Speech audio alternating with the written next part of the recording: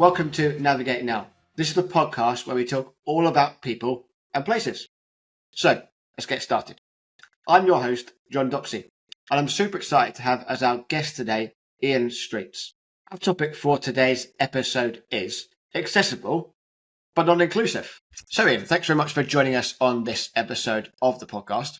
Just before we crack on, super looking forward to our conversation around accessibility and inclusivity.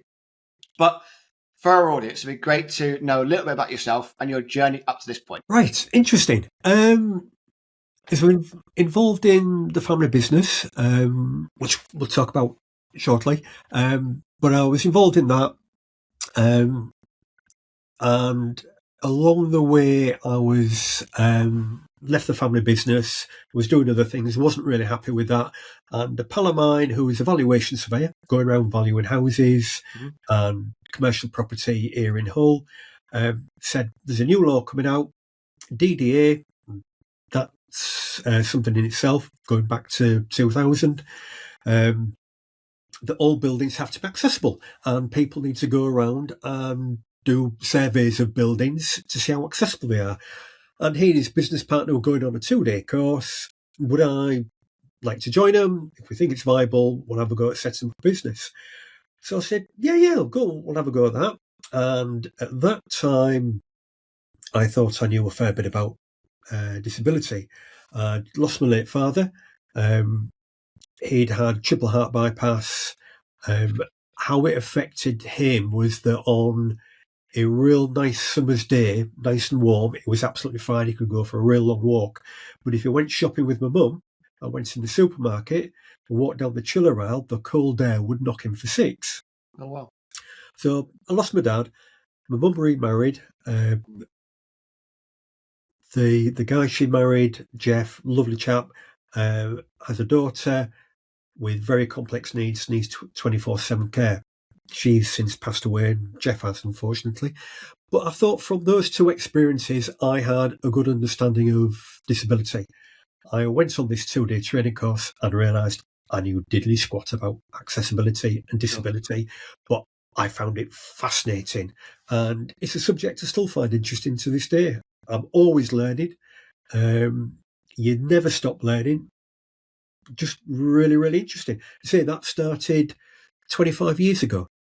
So That's landmark, isn't it? 25 years. Yeah, that's really important. That often what shapes what roles we're in is that story and that experience of those people that we share our lives with can tell that. So just before we crack on, I always do this for the guests on our podcast. It's really, really good to hear something interesting, fun, or maybe unexpected that listeners wouldn't necessarily know about Ian. I've just alluded to, I was in the family business, and the family business was fish and chips. So it was a million miles away from what I'm doing now. Yeah. And we loved it. It was one of those things that when you go and open up on a night, opening times of fish and chip shops have now changed dramatically. Yeah. Back then, it was a case of you do a lunchtime, you'd finish at 1:30, 2 o'clock. You might do a tea time one where you'd open at 4:30, go through till maybe 7 o'clock. Or you might just open on an evening where you'd open up 7 o'clock. And we always used to moan and groan that you'd have your evening meal, you'd sit down, I've got to go to work, I've got to go and open up the shop. But actually, once you got there, you loved it. Meeting people, it was always interesting. Some real characters, some people that you wished actually never ever came in the shop because they were a pain in the backside. But that's life and that's people. So not a lot of people know that about me. When I've been doing this for 25 years.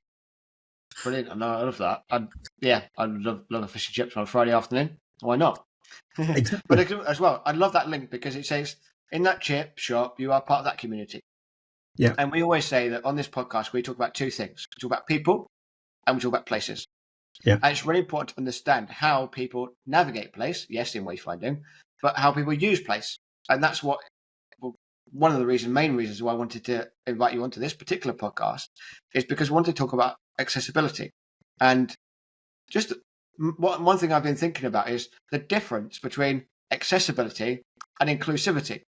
Often accessibility it feels just like compliance, but maybe inclusion feels more intentional. Is accessibility something that reacts, and inclusion something that maybe anticipates something that could happen. So a couple of stats just to bring us to this particular topic. Apparently 1 in 6 people globally live with a disability. Around 24% of the population in the UK report having a disability. And we have the purple pound, which is the UK spending power of those households with disability is worth many billions. It's always changing. Many billions of pounds a year. Yet some places treat accessibility as just a bare minimum, like say the minimum wage. What's your perspective on that kind of difference and that interplay between accessibility and inclusivity? I'll just go back to some of the stats you've talked about there. First of all, is that businesses need to realise that disabled people do not live in isolation. Yeah. That you have somebody who uses a walking aid, stroller, wheelchair, whatever, that they don't just live in their own little bubble and do not have friends or family. So if you've got a group of friends that want to go out for an evening meal and somebody can't negotiate the step or steps into the pub or the restaurant, whatever it is, that means that individual and the friends they're going out for a meal for or a drink with won't go to that establishment. So this is what a lot of businesses don't understand and don't get. Also, what they don't seem to forget is that you have a community out there that aren't disabled but might have children in prams, pushchairs, that are carrying big bags, have been and done a week's shopping, and they want to go to the pub or go into that shop, but they can't get into the shop because the hands are full and the door's too heavy to open. Yeah. Or they can't move around that shop with a child in a pram or a buggy. That's really important. I often refer to that as, I play a little bit of golf occasionally, badly from time to time, and I call that situational impairment. Yeah. So it's not something that's permanent for that person in that situation. It's something that, because they're in a certain place, they have a certain task they're doing, like you say, pram, wheelchair, golf buggy, etc., etc. So how then can we make that? And you say it's important to understand that people with disabilities live in. We all share our world. It's really important. We all share our places. We all share our spaces. Yeah. So where then do organisations typically get it wrong between accessibility and inclusivity? I mean, I specialise in the built environment.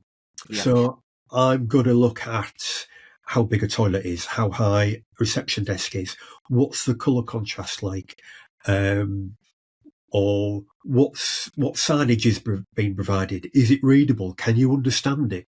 And it is a lot of the time in the design stage. I've got a project on at the moment and just having a bit of a battle with the designers. It's an office establishment. Yep. And they're refitting these offices and they're refitting them globally. They've got a kitchen unit and they've got a sink in there with a tap. And they've got space below so a wheelchair user can run up. And the tap is at the back of the sink where it normally goes. Yeah. Now, I'm saying to them, let's make it more accessible. Let's make it a bit more inclusive. Let's put the tap at the side of the sink. Yep. You then don't have such a reach range. If somebody wants to rest a cup or a mug or a dog bowl on the work counter, they can do, and they can swing the tap around to fill it up so they don't have to hold it at the same time. They don't have the reach, extended reach to the back. So all those things help make that space more inclusive rather than just accessible. Accessible, and you've alluded to it, is the bare minimum. Here in the UK, we have building regulations, and Part M is typically what is followed a lot of the time. If you followed Part M, you might have, and I say might, have an accessible building, but you won't have an inclusive building. 100%, yeah. And the other thing to remember is that we are all different. So you follow the guidance, whatever guidance you follow, and you design and you build to that standard, you will have, to some degree, an accessible building. I don't know how tall you are, Jonathan, but I'm about 5'6". Yep. On a good day. Yeah. Somebody that's 6 foot, 6'3", what they can reach and what I can reach are two entirely different things. And this is what we need to remember around the disabled community. They are all different. They might all have, or some of them might have a particular eye condition, but the people with the same eye condition won't see the world in the same way. Definitely. People with emphysema, for example, that on a good day, they might be able to walk a certain distance. On a bad day, they can't. But two people with the same condition might never be able to walk the same distance regardless of the weather. Well, So we need to remember that we're all different. Mm. And So that you mentioned there about regulations. And Yeah. I guess if someone's seeing the title of this podcast, they might get on the buzzword of accessibility is all about regulations. And you've mentioned about where regulations can be helpful, but might be just a bare minimum in one sense. So this could be a whole episode, I guess, I'm sure, just talking about regulations, and we don't get into the finest of the detail necessarily. But is it helpful to have regulations, and where do they actually get in the way, maybe? Regulations are a good starting point.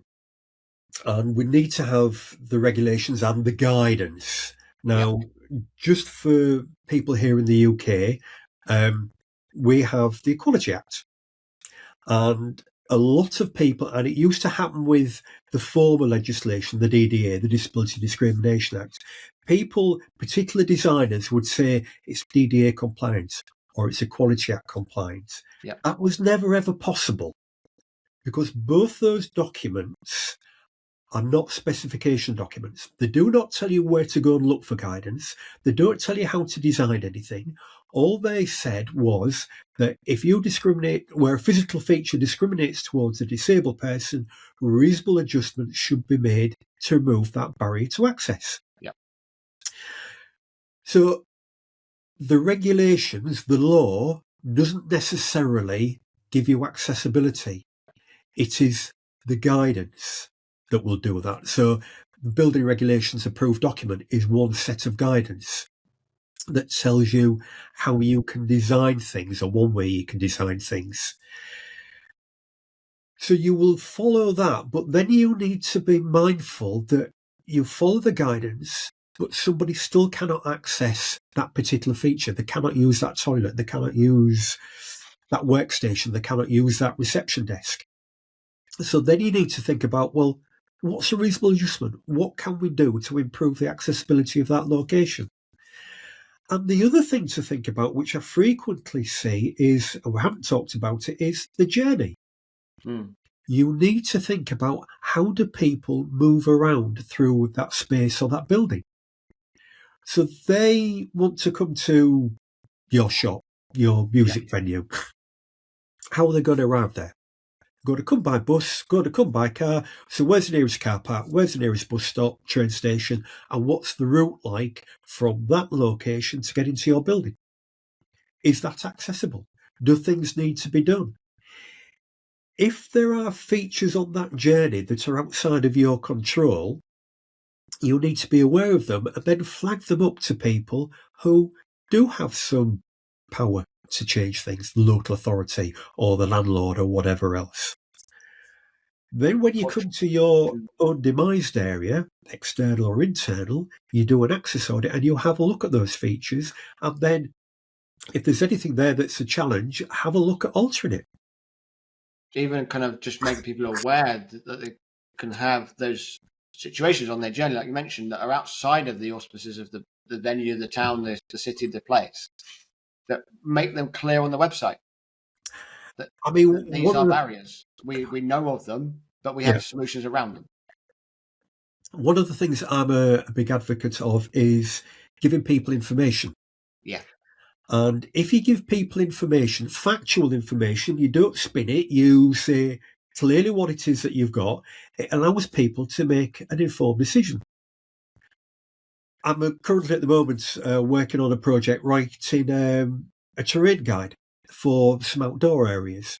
So I've been and walked those areas. I've got a map and I'm marking up all the features on the map so that people want to go and walk that can do knowing full well what to expect. Yeah, there's turnstiles on the way. They're not accessible. Yep. So if you've got a pram, a child in a buggy or a pram, you're going to have to lift them over. A wheelchair user is never, ever going to get round those. Sure. They're just a total barrier. But at least they don't start halfway around, or they get halfway around and realise, I can't go any further. Yeah. They're forewarned. So giving people the information before they come, whether it's a new employee, whether it's a visitor, whether it's a prospective customer, is, to me, is vital, and it's helpful, and it just makes life so much easier for a lot of people. Yeah, definitely. We talked a lot about the different situations and the different dilemmas that people come across around accessibility and inclusivity. And we've there talked about some of the impairments that individuals might have. But how does inclusive design actually benefit everybody? Because I see so many things that are done for the accessibility and the inclusivity predominantly remit, but actually it's not just benefiting them. And sometimes the general population gets forgotten when we're making places just easier to find their way around and access and use. A good example there is, not far from me, is a big shopping centre. And to get in the shopping centre, there are 4 or 5 sets of double doors. Yep. People watching is part of what I need to do. I need to see how people use the environment.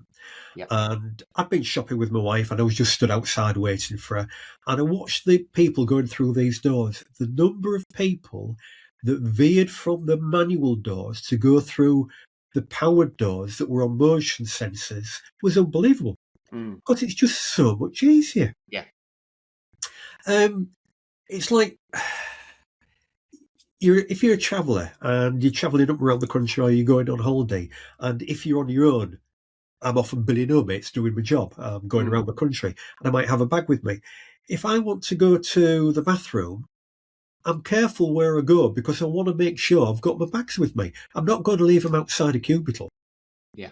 I'm not going to leave them in a hallway. So I want a cubicle that's big enough for me and my bags, so I know they're not going to wander off. So accessibility and inclusivity help everybody. It just makes life so much easier. And I guess it helps reduce the stigma as well between those individuals that have those particular situations, which they're navigating in life. And it's really important, as we mentioned at the very head of this episode, that we are one people, we are one place. Yeah.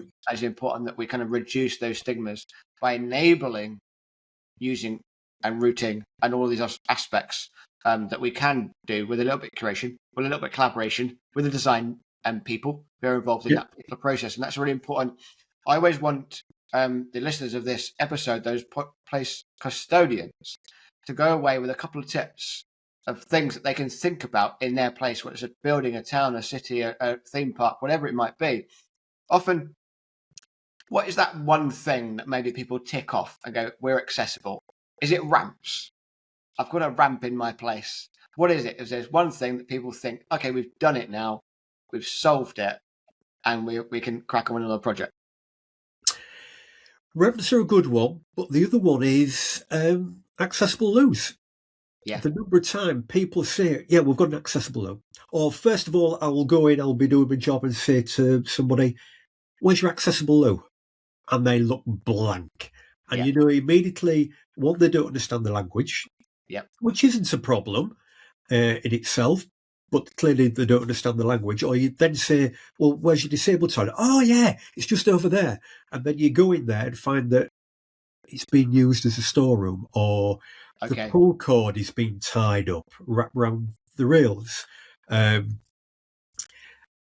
Lots of people, for different reasons, use accessible WCs. They're not the sole preserve of wheelchair users. And a lot of building custodians, to use your phrase, don't get that. They don't understand it. And that's why there's been a big push over the years around not all disabilities are visible. There are hidden impairments. And that needs to be remembered. And there's lots of people that will go and use an accessible WC for that reason. I learned from my late stepdad Jeff, unfortunately, he got dementia. My mum would take him out. If he needed to go to the bathroom, they would always go and use an accessible WC because mum could take him in there and make sure he was all right. It wasn't safe to be taken into the regular single-sex toilets. Yeah. So Nice. that's just another example of a group of people that might use an accessible WC. I guess that comes on to kind of the next thing that I was thinking about bringing up in a conversation with yourselves. That if someone can enter a building but can't navigate it themselves, is it really accessible? Is their experience as valuable as it can be? The example you used there of two individuals one needing to assist the other with a particular need, in that sense, the bathroom. So what are those most overlooked accessibility aids that can really help someone navigating that space by themselves, or as much by themselves as possible? Well, there's two things that I say are really help buildings being accessible. And I will come to your point in a minute. But one is staff attitude. I think staff attitude is key. Willing to help, having empathy, willing to listen, willing to see another person's viewpoint. Getting that right helps enormously. It's not going to remove a flight of steps that somebody can't get up, but it does help. And the other one is signage. Yep. Clearly your field. Yeah. But you get signage right and it helps so many people. And by signage, I don't just mean having text, but having pictograms. Yeah. And having it in a clear, easy, readable font with good tonal contrast in a location that everybody can find it and that the sign makes sense. So for me, signage is a biggie. That I think that just helps so many people. And it's not about... I will see lots of signs where it is being form over function. And that happens in design generally. But with signage, that people, they just don't think about it. They get it wrong, where it's placed, or it's all in all uppercase letters, which can be difficult for some people to read, or the choice of colours are wrong. So signage for me is a big tool that helps an awful lot of people, say, along with staff attitude. I love the staff attitude. I guess we'd intertwine with that training, because I guess it, like you said from the very beginning, your experience of growing your expertise around this particular area and specialism is through learning and being exposed to situations and learning from them, but also the professional training of where that comes in as well. So I guess training, intertwines within that staff. Really important that every staff member's first aid trained. We're getting a lot more these days, and it's really good in the UK of mental health first aid. And I guess we just add this to that onboarding process of people that specifically work in public environments, that they might be trained around disability and accessibility as well. Absolutely, but having staff trained in disability confidence training, disability awareness training, whatever title you want to give it, is also good customer service. Yeah. And for me, getting that bit right helps a business grow and get the profits and the sales and the revenue that they need. We keep hearing on the news many a time that the high street is struggling. And I think if you get staff attitude and staff training right, and you can stand out from your competitors, people will come to you. And that includes thinking about accessibility. I think, I wanted to come on to that a little bit later, because I think we talk about regulations, we talked about that. We might talk about kind of a few solutions that come up in this particular world of journey and accessibility and inclusivity. But there's a accrued business benefit of it as well, in that sense. Before we come on to that, I was thinking kind of tactile flooring, braille signage. Obviously, you mentioned high contrast, effective typography, and pictograms on the actual design of the signage and how that's communicated in the right place at the right height, etc. We were working on a project, and yes, you and I might call it tactile flooring. And one dear lady said, looked to be very, very confused. And she said, "Do you mean the bubble paving, Jonathan?" I was like, "I mean the bubble paving." Yeah. And we've talked about terms that we might use as professionals within this particular space, and you lead on that. But yeah, it's often tactile flooring. I'm going to now always call it bubble paving. It's easy to remember, and the description is absolutely right. Yeah. Yeah. In terms of, this is perhaps controversial, in terms of Braille, I'm not a big fan of Braille. Braille is on its way out, it's declining, and a lot of that is really down to the use of smartphones. Yeah. Because they can do so much. The other thing I find with Braille, that some well-meaning businesses and organisations put Braille everywhere. Yeah. And I understand where they're coming from. They're trying to be inclusive and accessible and all the rest of it. But there's only point in providing Braille if you can find it. First of all, you've got to know that there's going to be Braille there, and then can you find it? I've seen it was at the top of a flight of stairs. There was fire instructions on how to safely evacuate the building, and it was written in Braille at the top of a flight of stairs, which I'm thinking, why? Because if somebody's going to stop and read it there, one, there's a chance they might fall down the stairs because it was that close to the top. And two, you could be obstructing other people that know what they're doing and they're running to get out of the building as fast as they can. 100%. I'll use the example, I won't name where my gym is, but in my gym, there's Braille signage everywhere. And there's one particular sign that's yay high above some stairs. So the text you can read, the Braille, you're not going to reach a couple of meters into the sky and to go and find that information. We talked there about some of the physical, like the tactile flooring, Braille, etc., etc. How about audible crossings? I don't hear them as much in the UK when you're crossing the road, for example. So we talked about those that might have sight loss, but how about those with hearing impairment? Right, so we have audible crossings. I don't know if you're aware, but if you put your hand under the control box, if anybody doesn't know this, but find the control box at a crossing that has audible announcements with it, and there's a nailed screw that will spin when it's safe to cross. Yes, I think you can provide audible announcements. I think you've got to do it carefully. You've got to do it with consideration, because there's a group of people, and this often happens in the world of access, is that you will help one group of people and you will disadvantage another group of people.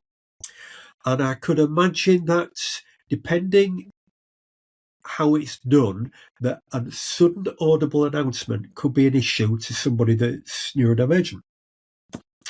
I've heard people talk about you can get a device that will describe an accessible WC.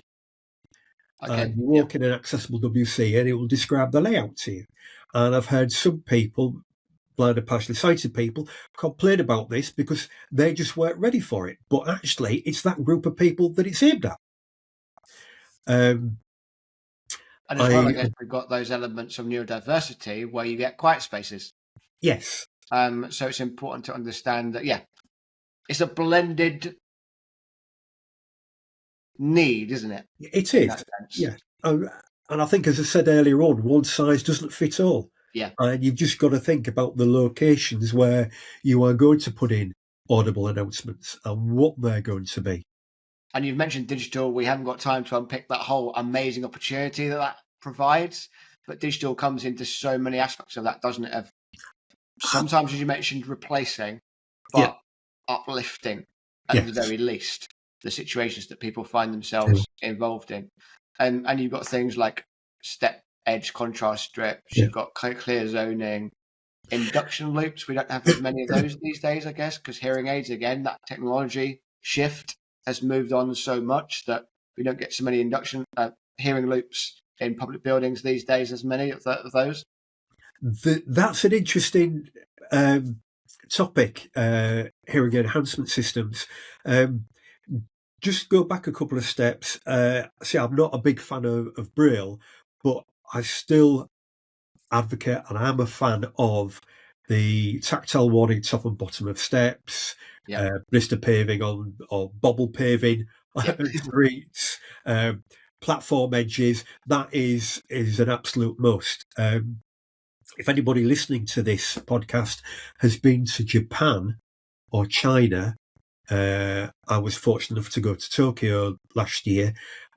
They run amok with blister paving, tactile paving in the highway, in the tubes, and all the rest of it. And I see a number of issues with it because the metro system gets so busy that you can't always follow it because there's people stood in the way and there's nowhere for them to move because the underground is so packed. But yes, I do see the benefit of that, rightly so. So coming back to hearing enhancement systems, traditionally it has been induction loops for many, many years. Yeah. But new technology is now coming on and you're now getting audio over Wi-Fi. So this is where the audio signal is a Wi-Fi signal and somebody connects their smartphone to it and their smartphone then connects to suitably adapted hearing aids. The hearing aids I wear don't have a telecoil in them, so they're no good for induction loops. Sure. But audio over Wi-Fi would work, but audio over Wi-Fi is no good at a reception point. I'm sure it will get better. The technology is improving and it's coming on leaps and bounds. But it is, at the moment, we're just in one of those areas with hearing enhancement systems of it's progressing and it's what do you do now or what will you do in 5 years' time, 10 years' time. 100%. And we can spend many more episodes unpicking that and looking at kind of other solutions for those particular situations. But I wanted to kind of think about our last topic of the episode, which is all around the business and the human case for inclusion. Because as we've said through, it's not just an ethical thing of our moral duty to improve our place as a global community, but it's also a strategic thing as well. Why should leaders move beyond that element of regulation and compliance and actually make this a top priority to invest in an inclusive environment? We've talked about the purple pound. We've talked about the spending power of not just that person with accessibility needs, but also those friends and that family. They come, you used the scenario of going out for a meal, for argument's sake. What is that reputational risk if people get things wrong? Or how do we design our spaces in a more strategic way from the very start? Good question. Can I have a long answer? I'll try and keep it short. Cool. So if you're building from new, it's getting some designers who understand around accessibility, but I would suggest you don't take their word for them. You get an access professional and you get them on your side, on the client side, rather than the designer's side. So you've got somebody to challenge. Mm-hmm. Moving on from that, you then get your fit out, your refurbishments. Again, the same thing applies. Get an access professional on board, review the designs, check what's happening, and again, get them working on the client side rather than the designer's side. Then after that, it's about reviewing what you've got. So you take on a new lease, you're going to open up a new coffee shop. Get some advice from people who can give you, who understand what they're talking about in terms of accessibility. You can often find local access groups who, maybe for a small fee, they might do it for a cup of coffee if you're going to be a coffee shop, but go in and give you some advice around, we've got to think about pan disability. We've tended to talk a lot, and I'm perhaps guilty of it, of people with mobility impairments of one form or another. But it's a much, much wider group than that, and we need to think about pan disability. And get the feedback, and then where you can, make changes. And you might not be able to make physical changes, but that's where the staff assistance comes in. And having the right attitude helps enormously. 100%. Yeah, it's not just pan disability; it's pan solution. It's a global conversation, isn't it? In that sense. But the other thing is that if you're a business, it's about you want talent acquisition and you want the best talent for your business. Yeah, and that can include disabled people. 100%. And some people that neurodivergent, it's been recognised for a while that they're particularly good at analysis because of the way their brain works. There'll be other people that will be good in other specific areas. So we ought to make our workplace accessible, like I started earlier on at the start of this, about the tap. Place the tap at the side of the sink instead of the back. It just helps everybody. But it allows you to get employees and a workforce that is diverse, which helps enormously. 100%. So if you were sitting at that board table of that city centre, that local authority, that organisation who's got a portfolio of offices, maybe, what would be one thing that you would leave with them to consider in their next decision around place and estates management? Review accessibility, and where you make changes, yell about it. It's a good news story. Great point. Love it.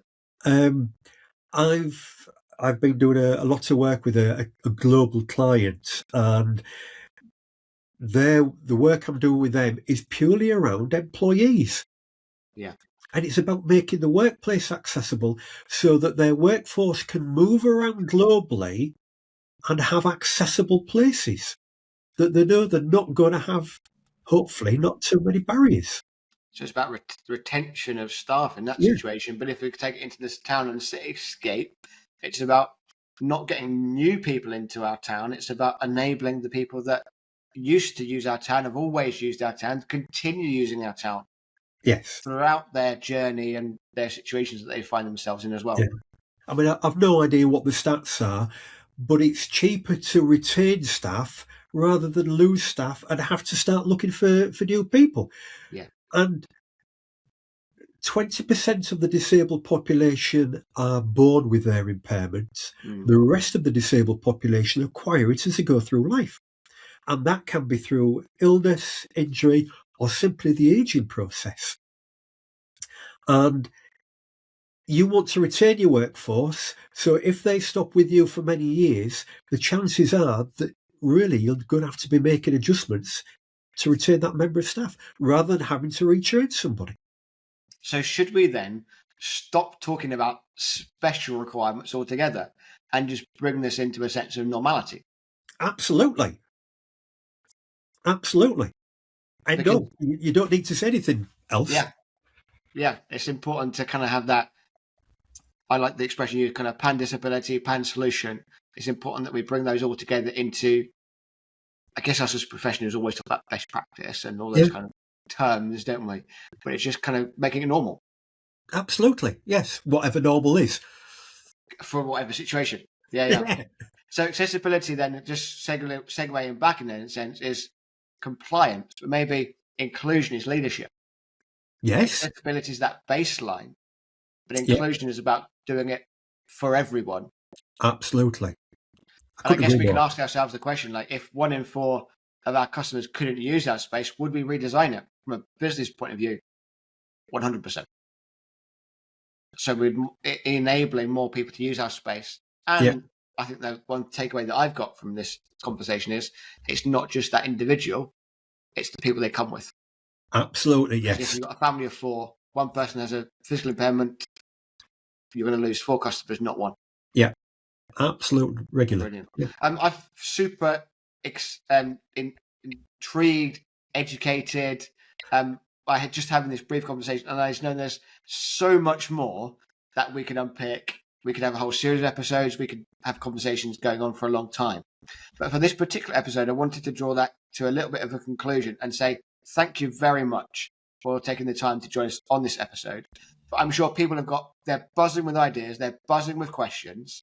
So where can they find out more about Ian and the work that you are involved in? Right, so my company is About Access Limited. I'm based in Hull, East Yorkshire. You can find me on the web, aboutaccess.co.uk. I will work anywhere. I've been lucky the last year that I've been working in India, China, America, all across Europe as well as here in the UK. And I work with design teams, giving them advice, trying to improve accessibility of the design, as well as doing physical access audits of existing buildings and spaces. Love it. So that's brilliant me. to have that wealth of experience sharing with our audience. And what we'll do is we'll drop your details in the description of this particular episode, so people can reach out with you on your website and in other of your digital touch points. And just leaves me to say thank you again for joining us on this episode. Super insightful, super great from an education point of view. And let's together as a community of place managers make our places accessible for everybody. Thank you, Jonathan. I've enjoyed it. Thank you for joining us on this episode of Navigate Now. It's been a super exciting episode to understand more about inclusivity. But if you want to continue on this journey of learning about people and places, feel free to like and subscribe to us on YouTube, Spotify, and follow us on LinkedIn for more updates as we continue this conversation and improve places together.